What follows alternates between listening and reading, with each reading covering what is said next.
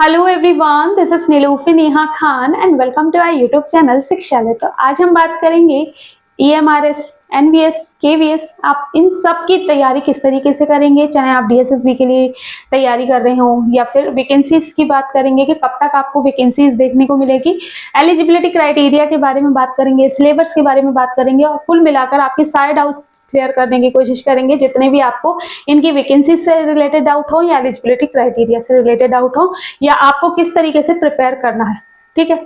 मैं कोशिश यही करूंगी कि आपको सारे डाउट्स क्लियर कर सकूं, लेकिन अगर कुछ रह जाएगा तो आप लोगों से रिक्वेस्ट है कमेंट बॉक्स में कमेंट करना।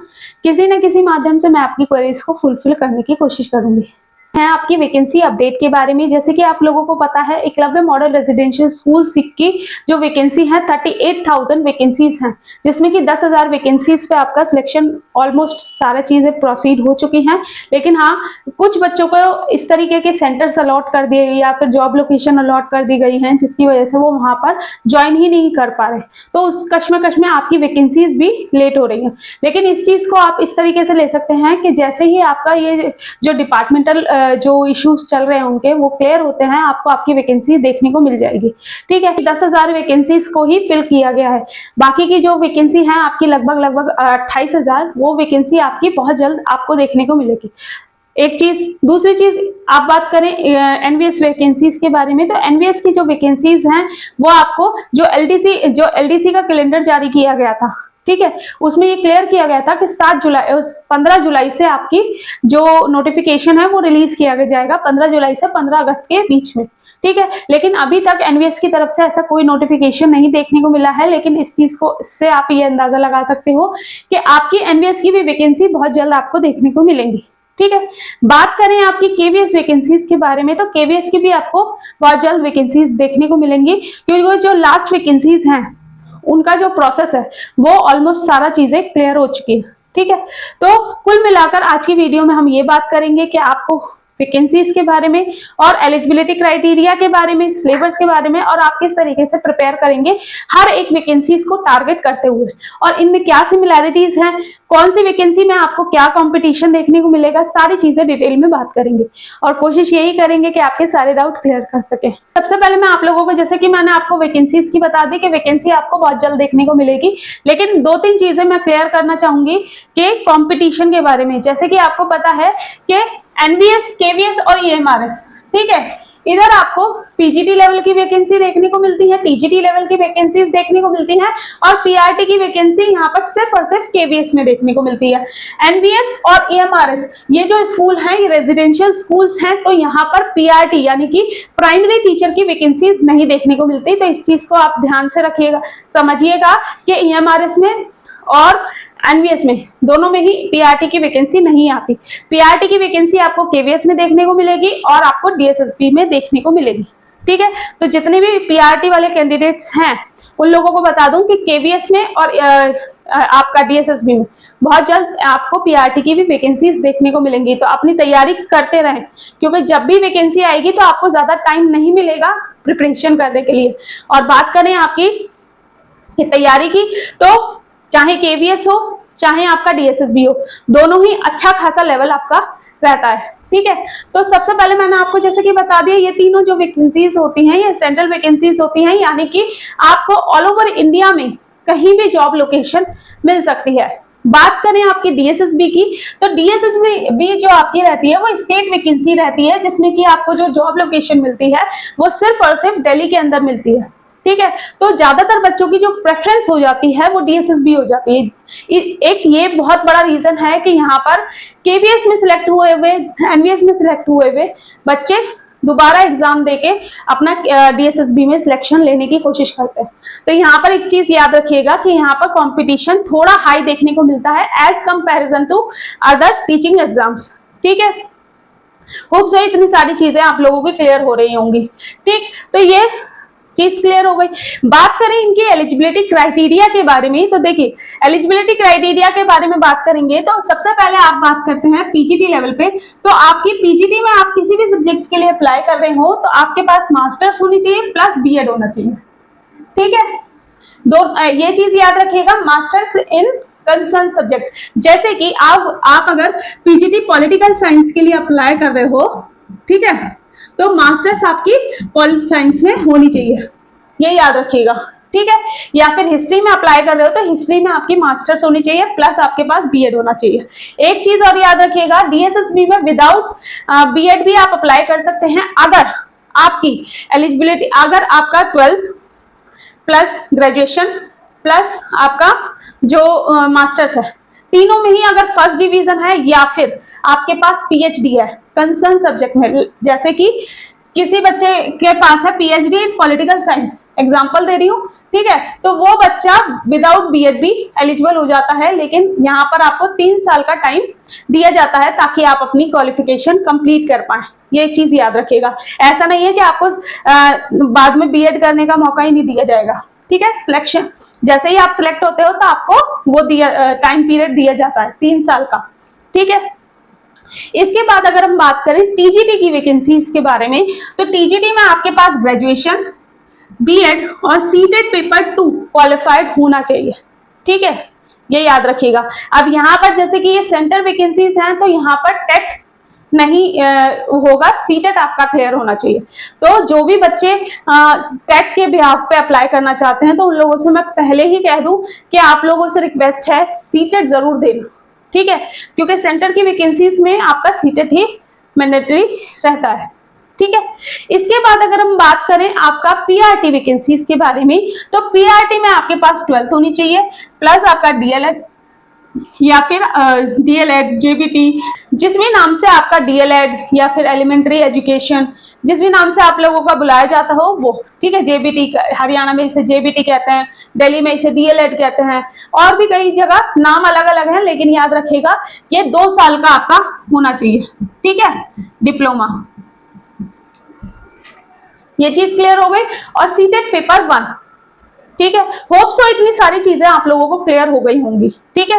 और कंपैरेटिवली देखे, अगर आप खुद देखोगे तो अभी तक आपको समझ आ रहा होगा कि किस तरीके से कंपटीशन आपका काम करेगा। यहाँ पर अगर बात करते हैं ना ईएमआरएस की, ठीक है, तो ईएमआरएस की और केवीएस की और एनवीएस की, तो अभी तक जितना भी चीजें देखी गई हैं तो ईएमआरएस में और एनवीएस में as comparison to KVS and DSSB यहाँ पर कट ऑफ थोड़ी सी कम देखने को मिलती है। क्यों? क्योंकि ये मैं आपको बता दूं ये दोनों ही रेजिडेंशियल स्कूल्स होते हैं, तो कई फीमेल्स तो ज्यादातर फैमिली रिस्पॉन्सिबिलिटीज की वजह से नहीं ज्वाइन कर पाते, तो इसीलिए थोड़ा सा कंपटीशन पे फर्क पड़ता है, ठीक है। होप से सारी चीजें आप लोगों की क्लियर होती जा रही होंगी, आपको एलिजिबिलिटी पता चल गई, ठीक है। एक चीज और बता दूं, टीजीटीज में जैसे कि टीजीटी सोशल साइंस, ठीक है, एसएसटी और आपका साइंस, ठीक है, इनमें आपका चाहिए रहता है सब्जेक्ट कॉम्बिनेशन, ठीक है। तो ज्यादातर अगर बात करें केवीएस के बारे में, तो केवीएस में यहाँ पर केवीएस, एनवीएस और ईएमआरएस, ठीक है, तीनों का जो एसएसटी का जो कॉम्बिनेशन रहता है उसमें पॉलिटिकल साइंस वाले जिन्होंने ऑनर्स किया है और इकोनॉमिक्स ऑनर्स वाले यहाँ एलिजिबल नहीं होते, ठीक है, ये चीज क्लियर कर लीजिएगा, ठीक है। अगर आप चाहते हो कि ईएमआरएस में या एकलव्य मॉडल सॉरी एनवीएस में या फिर केवीएस में एसएसटी टीचर बनना चाहते हो तो आपके पास हिस्ट्री और जियो में से कोई एक सब्जेक्ट होना ही होना चाहिए 3 साल, ठीक है। सेकंड सब्जेक्ट आप कोई भी ले सकते हो, कोई भी का मतलब पॉलिटिकल साइंस, हिस्ट्री, इकोनॉमिक्स और आपका ज्योग्राफी, इन चारों में से कोई भी एक सब्जेक्ट, लेकिन आपका एक सब्जेक्ट हिस्ट्री या फिर जियो में से कोई भी एक होना चाहिए मेन सब्जेक्ट, ठीक है। इसके बाद अगर हम बात करें, और यही चीज आपकी साइंस में भी कॉम्बिनेशन आपका चाहिए रहता है, ठीक। अगर हम बात करें आपके सिलेबस के बारे में, तो सिलेबस में आपको देखिए, चाहे आप केवीएस की तैयारी कर रहे हो, एनवीएस की तैयारी कर रहे हो, ईएमआरएस की तैयारी कर रहे हो या डीएसएसबी की तैयारी कर रहे हो, सभी में आपको एक चीज कॉमन देखने को मिलती है कि जर्नल पार्ट प्लस आपका सब्जेक्ट कंसर्न। सब्जेक्ट कंसर्न जो होता है यानी कि आपका जिस भी सब्जेक्ट के लिए आप अप्लाई कर रहे हो उस सब्जेक्ट में आपका कितनी अंडरस्टैंडिंग है, ठीक है। तो अगर सब्जेक्ट की बात करें तो केवीएस और डीएसएसबी इनमें आपका सब्जेक्ट जो पूछा जाता है वो 100 मार्क्स का पूछा जाता है, ठीक है। बात करें एकलव्य मॉडल रेजिडेंशियल स्कूल्स की और आपका एनवीएस की, तो यहाँ पर 80 मार्क्स का आपका सब्जेक्ट पूछा जाता है, ठीक है। ये चीज क्लियर हो गई। और ये याद रखिएगा नेगेटिव मार्किंग होती है यहाँ पर, तो आप तुक्के फेरने का कोई काम नहीं होता, ठीक है। कंपटीशन हर एग्जाम में आपको अच्छा खासा देखने को मिलता है, बट कंपैरेटिवली अगर आप देखेंगे तो आप सेफ जोन में चले जाते हो। अगर आप ईएमआरएस में एलिजिबल होते हो और एनवीएस में एलिजिबल होते हो तो दोनों में ही आप एक थोड़ा एज कंपैरिजन टू केवीएस और डीएसएस भी सेफ जोन में चले जाते हो, ठीक है। इसके बाद अगर हम बात करें जनरल पार्ट की, ठीक है, जो कि सब में सेम देखा जाता है, बस थोड़ा सा वेरी करता है नंबर से। जैसे कि आप बात करें केवीएस के बारे में तो यहाँ पर रीजनिंग जो आपको देखने को मिलती है वो 10 नंबर की मिलती है, ठीक है। और अगर बात करें डीएसएसबी में तो यहाँ पर आपको 20 मार्क्स की रीजनिंग देखने को मिलती है, ठीक है। तो ये चीज कहने का मेरा पर्पस ये है कि reasoning, GK, Hindi, English, teaching aptitude और आईसीटी, ठीक है। आईसीटी आपका अभी तक डीएसएसबी में नहीं पूछा गया और ना कंप्यूटर से, ठीक है। तो ये चीज क्लियर हो गई होगी। बात करें एक मैथ्स आपका डीएसएसबी में 20 मार्क्स का आता है, चाहे आप किसी भी सब्जेक्ट के लिए प्रिपेयर कर रहे हो तो ये भी चीज याद रखिएगा। मैथ्स मैंने इसलिए यहाँ पर मेंशन नहीं किया क्योंकि ये कॉमन सब्जेक्ट है, ठीक है, जो कि आपको हर एग्जाम में देखने को मिलता है। अब ये सारी चीजें मैंने आप लोगों को बता दी। अब इस चीज से आप ये अंदाजा लगा सकते हो कि आपको सब कुछ पढ़ना सेम ही है, बस थोड़ा थोड़ा सा डिपेंड करता है कि आपका किस क्वेश्चन से कौन सा एग्जामिनर आपसे किस तरीके से क्वेश्चन पुट अप करेगा। तो बात करें इनके सिलेबस के बारे में तो सिलेबस आपका 95% सेम ही रहता है, सब्जेक्ट का भी और आपका जनरल पार्ट का भी, ठीक है। ये सारी चीजें आप लोगों को समझ आ गई होंगी। बात करें आपके सब्जेक्ट के बारे में तो सब्जेक्ट में अगर बात करोगे तो किस तरीके से तैयारी करें, तो तैयारी की अगर बात करोगे तो सबसे ज्यादा इंपॉर्टेंट होता है आपके लिए सिलेबस आपको चाहे डीएसएसबी हो, केवीएस हो, ईएमआरएस हो या एनवीएस हो, सभी का सिलेबस इनकी ऑफिशियल वेबसाइट पे दिया गया है, ठीक है। या फिर आप हमारे टेलीग्राम से भी इनके सिलेबस को डाउनलोड कर सकते हैं, ठीक है। हर सब्जेक्ट का सिलेबस इनकी ऑफिशियल वेबसाइट पे है प्लस, और ये चीज याद रखिएगा सिलेबस को अगर आप देखोगे तो सिमिलैरिटीज दिखेंगी, लेकिन यहाँ इंपॉर्टेंट रोल प्ले करता है आपका सब्जेक्ट, ठीक है, क्योंकि सब्जेक्ट आपका यहाँ ईएमआरएस में तो 80 नंबर का, एनवीएस में भी 80 नंबर का, ठीक है, और डीएसएसबी में और केवीएस में भी आपका 100 नंबर का आता है, ठीक है। तो अच्छी खासी नॉलेज और अच्छा खासा क्वेश्चन आपका सब्जेक्ट कवर करता है। तो सब्जेक्ट में अगर हम बात करें जो आपका सिलेबस रहेगा वो आप किस तरीके से कवर करेंगे, 6 to 12 एनसीईआरटी को आपको फोकस करना है, लेकिन इस चीज का ध्यान रखिएगा जो चीजें आपके सिलेबस में नहीं है उस चीज को आप थोड़ा सा साइड हटके भी कर सकते हैं, ठीक है। लेकिन ये चीज याद रखिएगा कुछ टॉपिक्स जो होते हैं वो इंटरलिंक होते हैं, ठीक है, तो आपको ना चाहते हुए भी उन टॉपिक्स को पढ़ना पड़ेगा। तो जितना अच्छे से आप पढ़ोगे उतनी चीजें आप लोगों के लिए बेहतर होती चली जाएंगी। लेकिन अगर ओवरऑल बताऊं तो ये चीज याद रखिएगा 6 to 12 तक ही एनसीईआरटी जो होती हैं उनमें आपको ऑलमोस्ट सिलेबस आपका मिल जाएगा, ठीक है। फिर इसके बात करें कि फिर इसके बाद क्या, तो आपको मोस्टली जो ध्यान देना है एक तो प्रैक्टिस पे प्लस आपका प्रीवियस ईयर पेपर। देखिए प्रीवियस ईयर पेपर्स इसलिए ज्यादा इंपॉर्टेंट हो जाते हैं क्योंकि हमें उसी से ही अंदाजा लगाया जा सकता है कि एग्जामिनर हमसे किस क्वेश्चन पे और किस तरीके से क्वेश्चन पुट अप करना चाह रहा है, ठीक है। तो यहाँ पर इस चीज का ध्यान रखिएगा कि एग्जामिनर के अकॉर्डिंग आपको तैयारी करनी है और उसके लिए आपको प्रीवियस ईयर पेपर्स को बहुत ज्यादा अच्छे से एनालाइज करना पड़ेगा, ठीक है। और एक चीज और याद रखिएगा जब भी आप कोई भी एग्जाम की तैयारी करते हैं उसका सिलेबस प्लस उसके प्रीवियस ईयर पेपर्स। तीसरी चीज प्रैक्टिस, जब भी आप कोई भी टॉपिक पढ़ेंगे उससे रिलेटेड जितने भी क्वेश्चंस हो सकते हैं उन्हें सॉल्व करना है और एक हफ्ते में एक दिन बनाइएगा जो पूरे हफ्ते में आपने पढ़ा है, ठीक है। क्योंकि आप पढ़ कितना भी लीजिए एग्जाम हॉल में आपने क्या परफॉर्म किया है ये ज्यादा मैटर करता है, तो रिवीजन भी बहुत ज्यादा इंपॉर्टेंट होती है, ठीक है। तो वीकली रिवीजन होगी, फिर उसके बाद आप कोशिश करिएगा कि महीने में आपने क्या क्या पढ़ा है और उसके अकॉर्डिंग चीजों को कंटिन्यू करिएगा, ठीक है। उसके बाद अगर बात करें तो देखिए कोई भी एग्जाम हो, डीएसएसबी हो, केवीएस हो, एनवीएस हो, ईएमआरएस हो, हर एक एग्जाम आपका टाइम मैनेजमेंट मांगता है। और टाइम मैनेजमेंट अगर आप डे 1 से करके चलेंगे तो इंशाल्लाह आप लोग कहीं ना कहीं किसी बेहतर जगह में होंगे।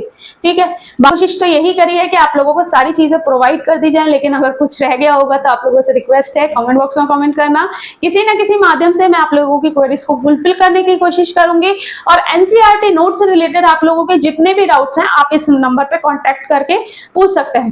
ठीक है, चलिए मिलते हैं आपसे नेक्स्ट वीडियो में। और अगर चाहते हो ना कहीं सिलेक्शन लेना, तो कोशिश यही करते रहिए कि टारगेट आपको सारे एग्जाम्स को करते हुए चलना।